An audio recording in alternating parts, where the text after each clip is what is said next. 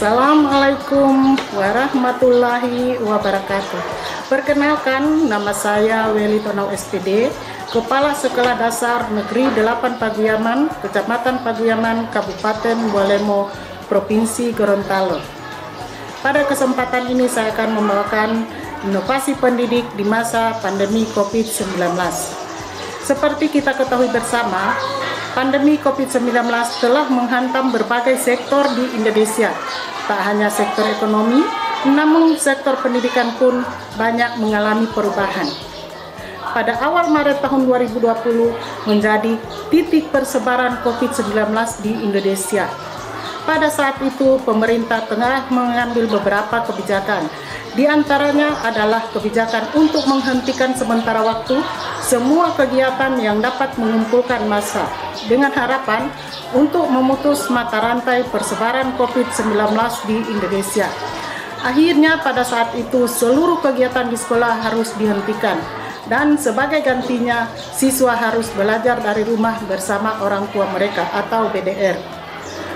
Belajar dari rumah berlangsung kurang lebih 2 pekan. Setelah 2 pekan, pemerintah kembali menganjurkan untuk pembelajaran dari rumah dilaksanakan dengan pembelajaran jarak jauh moda daring.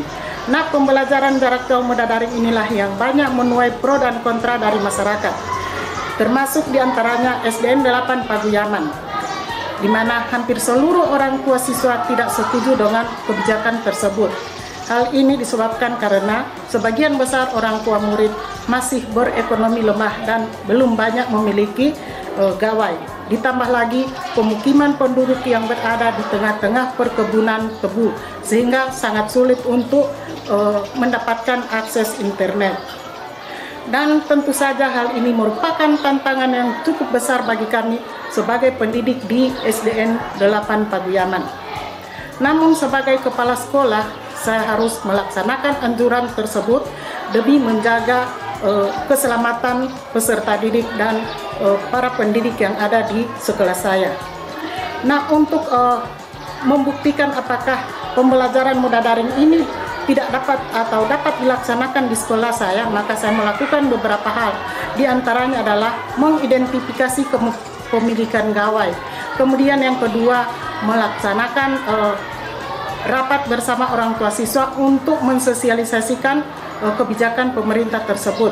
Kemudian yang ketiga, membentuk kelompok-kelompok belajar sesuai jarak rumah. Kemudian yang keempat, membentuk tim satgas untuk mendampingi kelompok-kelompok belajar dan menyusun jadwal kunjungan ke rumah siswa. Dan ternyata dari hasil identifikasi, dari 170 siswa hanya 30 orang yang memiliki gawai, dan itu pun bukan milik mereka namun milik orang tua mereka. Ditambah lagi dengan tidak adanya kuota internet. Jadi kami sebagai staf Dewan Guru memutuskan untuk pembelajaran jarak jauh itu akan kami laksanakan dengan cara luring atau luar jaringan. Jadi guru-guru akan berupaya untuk mengunjungi rumah siswa secara berkelompok. Selanjutnya saya melaksanakan pertemuan dengan orang tua siswa untuk mensosialisasikan kebijakan pemerintah tersebut dan menyampaikan keputusan yang sudah kami sepakati pada pertemuan sebelumnya bersama staf dan guru. Alhamdulillah pada saat itu juga seluruh orang tua siswa mengapresiasi keputusan yang kami ajukan. Dan setelah melaksanakan pertemuan, kami semua guru di SDN 8 Paguyaman melakukan persiapan di antaranya persiapan menyusun RPP sesuai dengan situasi dan kondisi sekolah saat ini. Kemudian yang kedua, menyiapkan materi pembelajaran. Yang ketiga, menyiapkan tugas-tugas yang nantinya akan diberikan kepada siswa. Kemudian yang berikut, menyiapkan alat evaluasi. Pada penyusunan RPP, saya melakukan pendampingan kepada guru. Kegiatan ini bertujuan agar guru mampu mengembangkan keterampilan dalam menyusun RPP jarak jauh, serta guru mampu merencanakan program atau aktivitas dengan mensinergikan 3 pusat pendidikan, yakni sekolah, keluarga, dan masyarakat, dan 3 jalur pendidikan, yaitu jalur formal, informal, dan non-formal, dengan menggali sumber-sumber belajar yang ada di sekitarnya pada saat pembelajaran jarak jauh nanti. Penyusunan RPP juga dipersingkat, yang tadinya terdiri atas 13 komponen, maka pada masa PJJ ini, masa pandemi ini, itu diserahkan menjadi 3 komponen saja, yakni memuat tujuan pembelajaran, kegiatan pembelajaran, dan evaluasi. Tujuannya adalah agar guru lebih berinovasi dan meningkatkan kreativitas siswa, serta menciptakan suasana yang membahagiakan buat guru, siswa, dan tentu saja orang tua.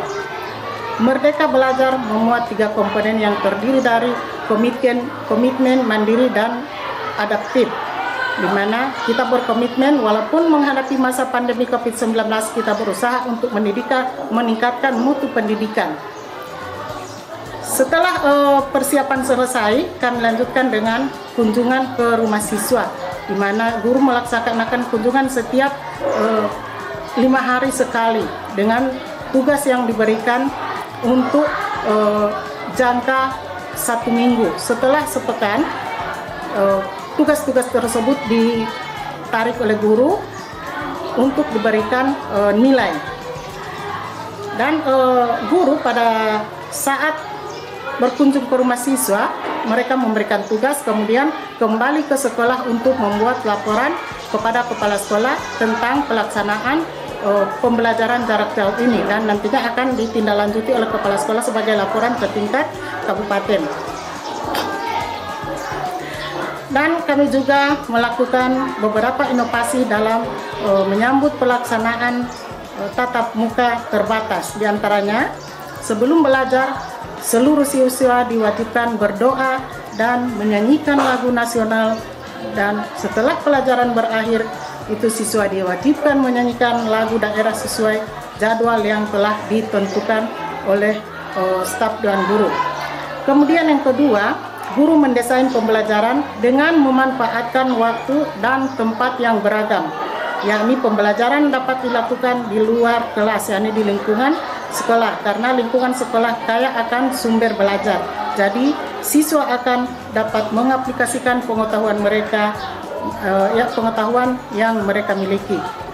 Kemudian kami menyadari kualitas pembelajaran dalam situasi yang nyata itu akan memberikan peningkatan kapasitas pencapaian belajar melalui objek yang dipelajari, serta dapat membangun keterampilan sosial dan personal yang lebih baik. Selain kegiatan di atas, sekolah juga membuat program pembiasaan, diantaranya sekolah bersih berkat sergap sampah. Kemudian yang kedua, meningkatkan minat baca anak melalui gerobak baca. Yang ketiga, jasmarosa, jasmani, rohani, sehat, di mana setiap hari Jumat siswa menggunakan pakaian olahraga, kemudian melakukan jalan sehat. Setelah melakukan jalan sehat, kembali berbaris untuk apel pagi dan mengisi kotak amal. Kotak amal ini diperuntukkan bagi siswa yang membutuhkan atau siswa yang mengalami kecelakaan atau sakit, ya. Kemudian yang berikut, kultum. Jadi kuliah 7 menit ini kami laksanakan untuk membina siswa agar mereka lebih dekat dengan Sang Pencipta. Kemudian pada sekolah bersih sergap sampah, ya, pada sekolah bersih berkat sergap sampah, alhamdulillah program tersebut berhasil, dan demikian pemaparan kami. Billahi taufiq wal hidayah. Wassalamualaikum warahmatullahi wabarakatuh.